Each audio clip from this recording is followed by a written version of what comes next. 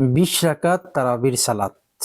আমরা 20 রাকাত তারাবির সালাতকে জায়েজ মনে করি, নাজায়েজ মনে করি না, জায়েজ মনে করি। কেউ যদি সুন্দর করে তার তিলের সাথে যেভাবে এশার সালাতে কোরআন তিলাওয়াত করেছে সেইভাবে যদি তারাবির সালাতেও সুন্দর করে কোরআন তিলাওয়াত করে 20 রাকাত তারাবি আদায় করে, আমরা সেটাকে জায়েজ মনে করি। যদি কেউ এর চাইতে বেশি পড়ে সেটাকেও জায়েজ মনে করি। কিন্তু কথা হচ্ছে গিয়ে এশার সালাতে এক রকমের তিলাওয়াত, তারাবির সালাতে আরেক রকমের তিলাওয়াত, বিতির সালাতে আবার আরেক রকমের তিলাওয়াত কেন হবে? এশার সালাত যেভাবে আল্লাহর সন্তুষ্টির জন্য আপনি পড়ছেন সেইভাবে করেও তারাবির সালাতটাও আল্লাহর সন্তুষ্টির জন্য পড়তেছেন। বিতির সালাতও আল্লাহর সন্তুষ্টির জন্য পড়া হচ্ছে। তাহলে এশার সালাতে সুন্দর করে তিলাওয়াত করছেন, তারাবির সালাতে গুনগুন গুনগুন করে 5G স্পিড দিয়ে পড়তেছেন কেন? কি জন্য? যদি আপনি মনে করেন তারাবির সালাত তাড়াহুড়ার সালাত, এবং তাড়াহুড়া করে 20 রাকাত পড়তে হবে, এটাকে আমি জায়েজ মনে করি না, আমরা জায়েজ মনে করি না। আপনি সুন্দর করে তার তিলের সাথে কোরআন তিলাওয়াত করেন, এশা যেইভাবে পড়েছেন সেইভাবে করে 20 রাকাত পড়েন, আমরা সেটাকে জায়েজ মনে করি। দ্বিতীয় কথা হচ্ছে গিয়ে সুন্নত। সুন্নত এবং জায়েজ দুইটার মধ্যে পার্থক্য রয়েছে। সুন্নত হচ্ছে গিয়ে 8 রাকাত তারাবির সালাত পড়া সুন্নাহ। রাসূলুল্লাহ সাল্লাল্লাহু আলাইহি সাল্লাম রাতের সালাত কয় রাকাত পড়তেন? মা আয়েশা রাদিয়াল্লাহু তাআলা আনহা থেকে একেবারে স্পষ্টভাবে বর্ণিত।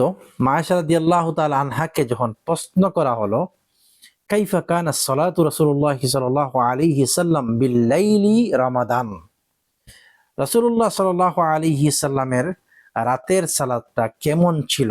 বিল লাইলি রমাদান, রাতের সালাতটা কেমন ছিল?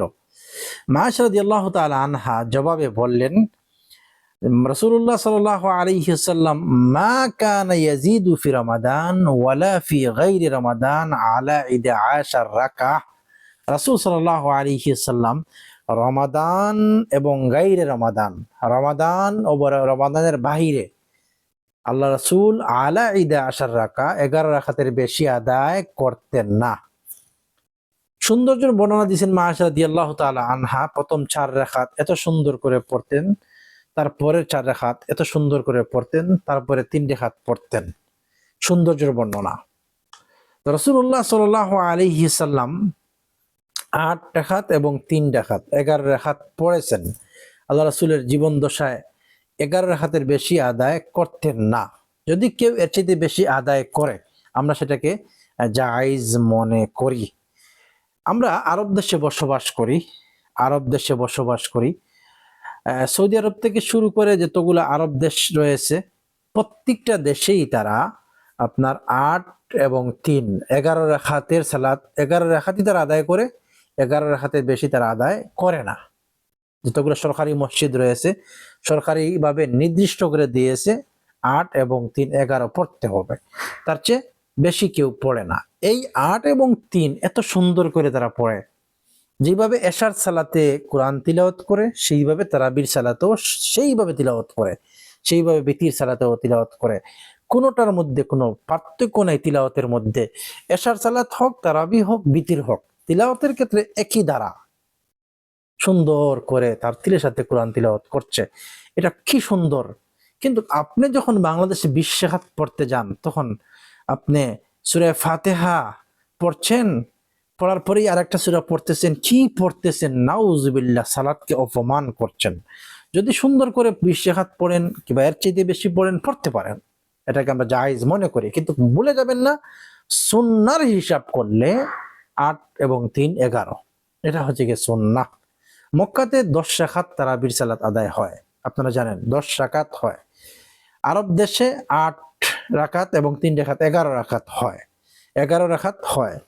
আপনি যদি কম বেশি করেন করতে পারেন, এটাতে কোনো আপত্তি নেই। এখানের মধ্যে আরেকটি বিষয় হচ্ছে গিয়ে কেউ যদি ইমামের পিছনে দাঁড়ায় 8 রাকাতের ইমামের পিছনে, তাহলে সে বিতির সালাত পড়ে শেষ করে দিবে। সে আবার 8 রাকাত পড়ে গিয়ে আবার গিয়ে একে একে আরো কয়েক রাকাত পড়ে 20 পূরণ করবে, এটাতে তার জন্য সওয়াব হবে না, সওয়াব হবে না। কারণ রাসূলুল্লাহ সাল্লাল্লাহু আলাইহি সাল্লাম বলেছেন, কেউ যদি ইমামের সাথে সালাত শেষ করে আবার যদি ফজরের সালাত পড়ে, তাহলে সারা রাত নফল সালাত পড়ার সওয়াব পাবে। সুবহানাল্লাহ। এখানের মধ্যে আরেকটি কথা, সেটা হচ্ছে গিয়ে কেউ যদি 20 রাকাতের ইমামের পিছনে দাঁড়ায়, তাহলে আমরা বলবো 20 পড়েই যেন সে সালাত শেষ করে। আমরা বলবো 20 পড়েই যেন শেষ করে, 8 রাকাত পড়ে যেন বের না হয়। কারণ হচ্ছে গিয়ে রাসূলুল্লাহ সাল্লাল্লাহু আলাইহি সাল্লাম বলছেন, ইমামের পিছনে কেউ যদি সালাতে দাঁড়ায়, শেষ করে যদি সমাপ্ত করে যদি সেদিন আসে, আর যদি ফজরের সালাত জামাতের সাথে পড়ে, সারা রাত নফল সালাত পড়ার সওয়াব অটোমেটিক সেই পাবে। সুবহানাল্লাহ। এবং 20-এর পিছনে দাঁড়ালে আপনি 20 পরিপূর্ণ পড়বেন, 8-এর পিছনে দাঁড়ালে আপনি 8 পরিপূর্ণ অবশ্যই করবেন ইনশাআল্লাহ। এখানের মধ্যে আরেকটি বিষয়, সেটা হচ্ছে